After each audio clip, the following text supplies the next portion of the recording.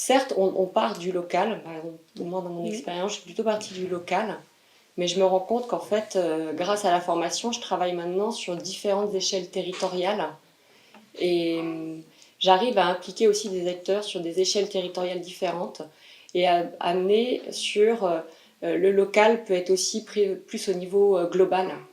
Et en fait, on a cet effet un peu, je dirais, de va-et-vient en fait, entre mon territoire et un territoire plus étendu.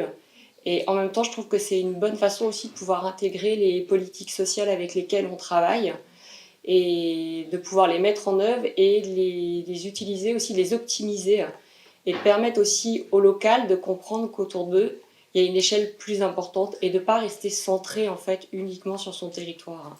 Oui, et ça permet aussi nous, ça permet par exemple de nous rapprocher complètement de l'EVS qui est sur notre même territoire, et du coup de travailler sur sur des problématiques, ou en tout cas sur une thématique, un objet qu'on avait en commun, et donc du coup de mieux se connaître, de se rapprocher et en fait de faire aussi un peu plus force sur l'engagement bénévole, parce que c'est vraiment ce qui a fait sens commun sur les deux structures.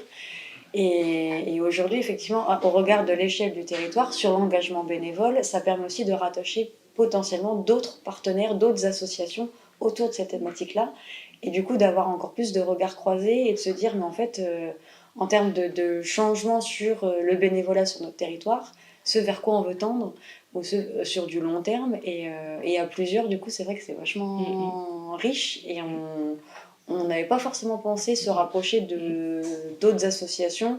On travaille avec des associations déjà, mais avec d'autres, on n'avait pas forcément fait le lien.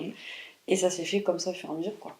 Et du coup, ça induit que l'impact social, ça nous permet de nous mettre dans des relations de complémentarité avec les autres acteurs ou les autres associations, et non en fait dans de la concurrence.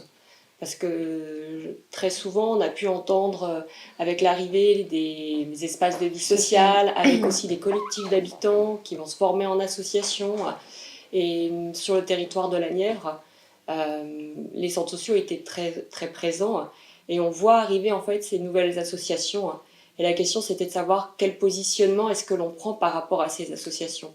Et je trouve qu'avec l'impact collectif, ça permet de donner en fait une place à chacun et de plus être dans des systèmes de concurrence, mais bien dans de la complémentarité. Ouais, dans un même écosystème en fait. Voilà, c'est exactement ça.